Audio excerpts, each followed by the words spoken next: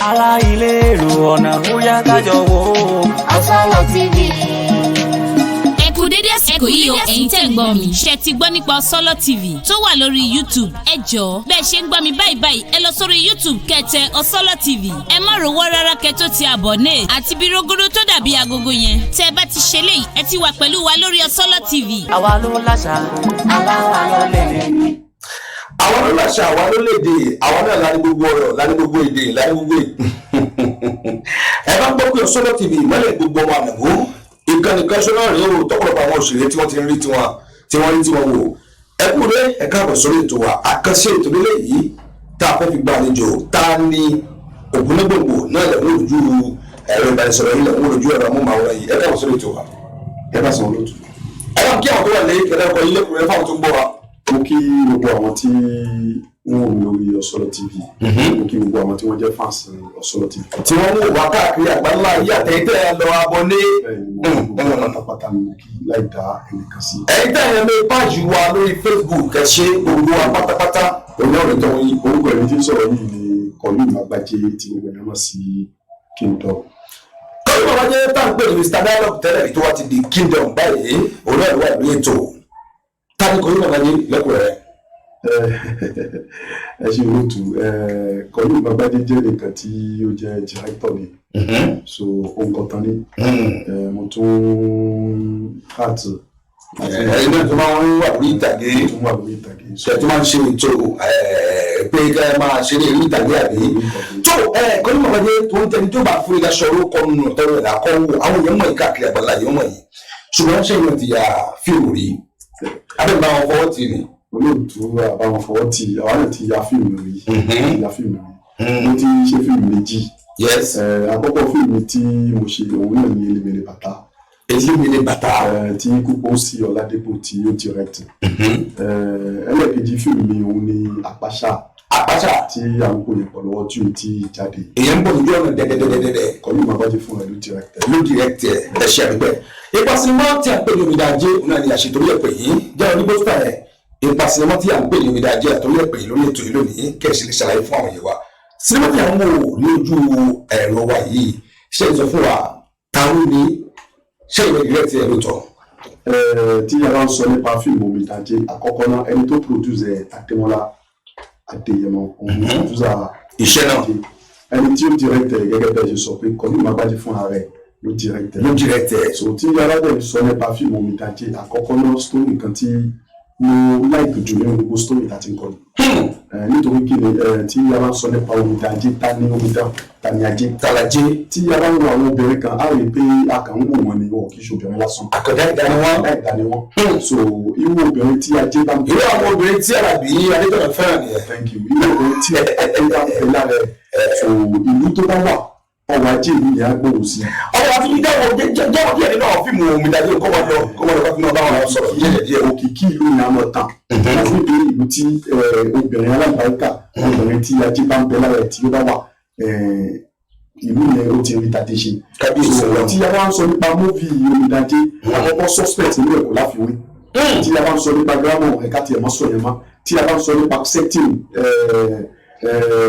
decoration setting costume iṣẹ́ gbogbo àwọn iṣẹ́ tàbí gbogbo àwọn gbogbo ẹ̀rù débẹ̀ wọn fáàmù pọ̀ débẹ̀ kan apá àti wèrè. so ohun tí a lè fi ọwọ́ sọ̀yà pé tí ó ìlú láti yaṣẹ́ yìí Àgbájé wà lè má gbádùn yìí ẹni ìlú láti yaṣẹ́ yìí. ìlú tí a ti ya iṣẹ́ yìí a yà ní ìlú Ìpòbẹ́ níbi tí a wà yìí ní abúléko Ìgànnà ìlú Ìgànnà ibẹ̀ ni a ti ya Omidajé ẹ̀yà wo sinimá yìí ọjọ́ òní ó jáde. ẹni tí a bá Omidajé á di àgbéléwò ní ọjọ́ kọkànlá oṣù tuntun tí a wà ní èyí yóò sì di tó bá ti jáde yóò di àgbéléwò. ìyẹn mọ́ṣẹ́ ọ̀sẹ̀ yìí. ọ̀sẹ̀ tí ń bọ̀ yìí ni Omidajé yóò di àgbéléwò. le 11 juillet yóò di àgbéléwò káàkiri gbogbo àbáláyé wọn láǹfààní àti bẹ̀rẹ̀ sí ní wò ó tí wọ́n máa gbádùn ẹ̀. èyí wọ́n ti fẹ́ kó jáde. ibi tí a ti fẹ́ kó Omidan Adéjáde yes. òun ni pé eléyìí yàtọ̀ lọ́tẹ̀ yìí tí ẹ bá ṣọ́ ọ̀pọ̀lọpọ̀ àwọn lọ́ọ̀ṣì tí a ti ń ṣe bẹ́ẹ̀ rí pé àwọn sábà lo ìta gbangba. ìta gbangba la ń lò ó lánàá lórí ìwé káyọ̀ tẹ́ special mountain ni so that's mean pé inú hall ni a gbé sí inú hall la hotel ní Pàṣà ibẹ̀ ni Bàṣá ìlú Ìpòbẹ́ láti ṣe Ìpòbẹ́ ni ó ti wáyé. Kábíyèsí ọ̀la. Àwọn ìyàtọ̀ tí wọ́n ń bẹ̀ lọ́tẹ̀ yìí ni pé ní àkọ́kọ́ náà á wà en direct ní orí Ọ̀sọ́lọ̀ TV á sì wà en direct lórí BTS so àwọn ìyàtọ̀ tí ó fẹ́ wà bẹ́ẹ̀ ní ọ̀tẹ̀ yìí bẹ́ẹ̀ nìyẹn sì jẹ́ classic launching tí àwọn èèyàn gbádùn tí wọ́n gbádùn. Pósítà iṣẹ́ yìí tábánikà wò dáadáa nínú pósítà yìí mo rí i pé àwọn èèyàn ńláńlá bíi 2 àbí 3 ló wà mẹ́ ẹgbẹ́ ojú àwọn tí ẹ̀kọ́ sórí pósítà tí ẹ gbóòrò sórí pósítà yìí àwọn bí iṣẹ́ òní iṣẹ́ wọn.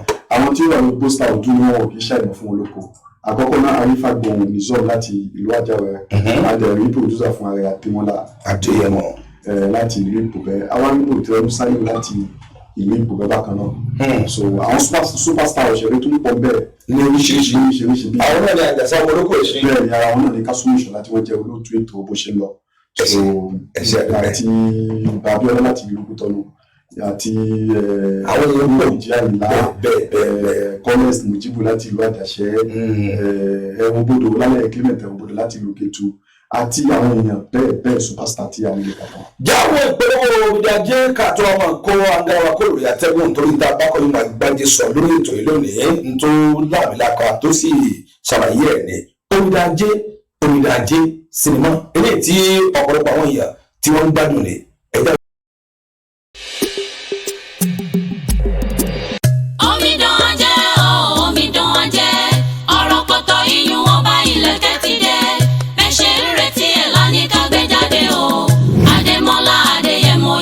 ṣe o Omidan Ajé ó ti fẹ́ jáde. Sinimá tuntun Omidan Ajé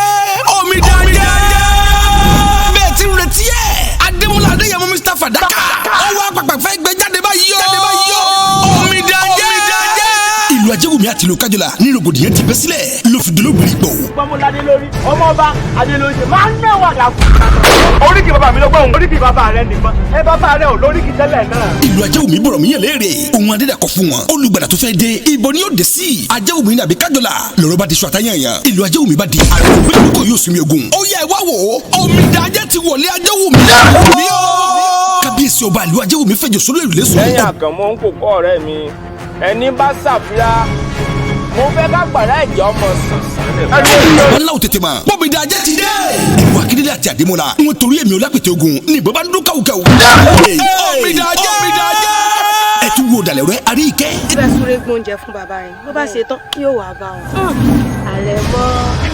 Ọ̀dà olóhùn ó gbọ̀n yẹ fún bàbá wọn ọ̀dà bọ́bá ti wá bá yín kẹ́ ẹ jíṣẹ́ fún pé mo béèrè rẹ o. Ìgbóná tún gbà yọ Omidan Ajé. Sinimá kan tún dùbí eléyìí Omidan Ajé láti wá Adémọ́lá Adéyẹmọ Mr. Fàdákà sinimá yẹn ó jáde dàgbéléwò lọ́jọ́ dimanche ọjọ́ 11 oṣù kejì ọdún tàwa yìí láago 12 ọ̀sán ní ilé ìgbàfẹ́ lórí pàṣà láti ṣe Omidan Ajé tó bá jáde ẹgbẹ́ kó ba iṣẹ́ ní ẹgbà iṣẹ́. Olùkóso àjàrà náà iná ní mú iná lẹ́nu ẹ bọ́ra tí ń bọ́ lọ́wọ́ rẹ̀ rù.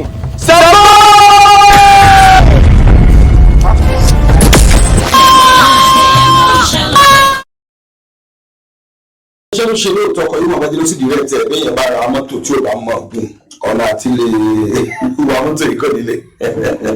Yes ọ̀yìn màmá mi ìgbà wọn ni kí ni káwọn yẹn máa fẹ́ fi wọlé sí ilé ìgbafẹ́ Bàṣà lọ́jọ́ kọkànlá ọjọ́ Sunday tí ń bọ̀ ọjọ́ náà kí làwọn yẹn á fi wọlé. Mo ti sọ tẹ́lẹ̀ lóòótọ́ pé àkọ́kọ́ ní classic ní lọ́ọ̀tì yìí tí o bá ti ra aṣọ kò ní lè dókè. Ó wà ń kára kò lè gòkè. Kò ní lè dókè. Ó wà aṣọ ọ̀tẹ̀ wọn àpò 7 ní ọ̀pá 6. Àwọn tí o ti rí aṣọ rà ó wà ní ọ̀dọ̀ Wẹ́jẹ́ tí ẹ bá dọ̀dọ̀ Wẹ́jẹ́ aṣọ pàtó bẹ́ẹ̀ tí ẹ bá dọ̀dọ̀ Kùdúrà fún ara ẹ̀ ní Adémọ́lá Adéyẹmọ ní kàwé fún Fawaz ó wà ń bẹ́ẹ̀ ẹ tún lè rí aṣọ wa rà ní ọ̀dọ̀ Adéọmọdé ìyẹn olùṣọ́ àgbà ìbùkún ọmọ Jésù. Bẹ́ẹ̀ bá rí irú Alábí náà nǹkan sí àbí rẹ̀ sọ. Ẹ bá Alábí lórí ìrìn ẹ̀ béèrè aṣọ ẹ béèrè fún aṣọ tí ẹ bá ti rí inú wa ẹ sáà ti béèrè fún aṣọ Omidan Ajé ẹ̀rí ra. Kọ́lù máa bájá àdúgbò pọ̀lọ̀ yín pẹ̀lú bẹ́ẹ̀ ṣe bá wa sọ̀rọ̀ lórí ètò ìlónìí ọ̀pẹ́ pàtàkì lọ́wọ́ ìtẹ́ láǹfààní àti wò wá expression mi àtúnjú làmújú rẹ̀ tó wà mẹ́tì bá mi tẹ̀ sọ́tún tẹ̀ sósì tẹ̀fí láǹfààní àti gbọ̀ wá Kásùmù Ìṣọ̀lá lórúkọ tèmi ọ̀pẹ́ pàtàkì lọ́wọ́ gbogbo ẹ̀ tí ẹ̀ tí ń wò wá tẹ̀sí gbádùn wa nọ́mbà wa ló wà lójú ẹ̀rọ amóhùnmáwòrán yín ló wà lójú ẹ̀rọ ìbánisọ̀rọ̀ yìí ẹ̀ 97 22 22 ní kẹ́ gbàràkẹ́ ṣe wá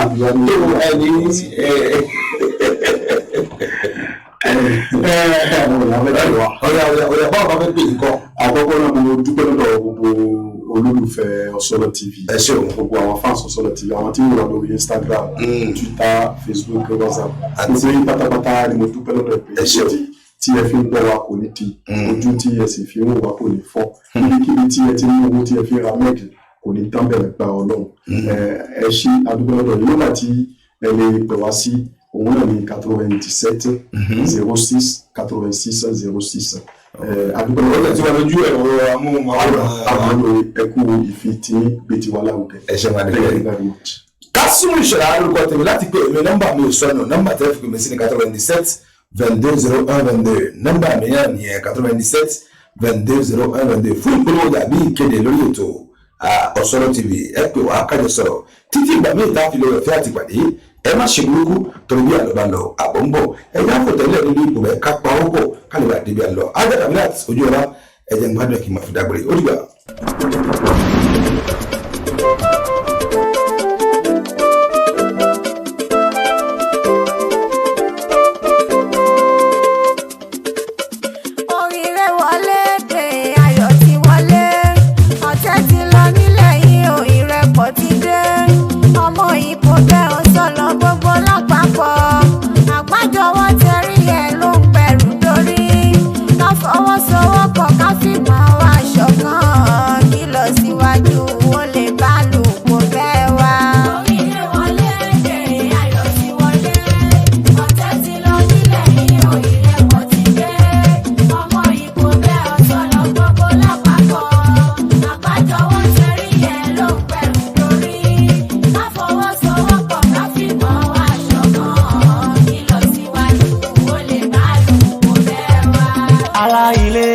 ọ̀nà bóyá kájọ wò ó.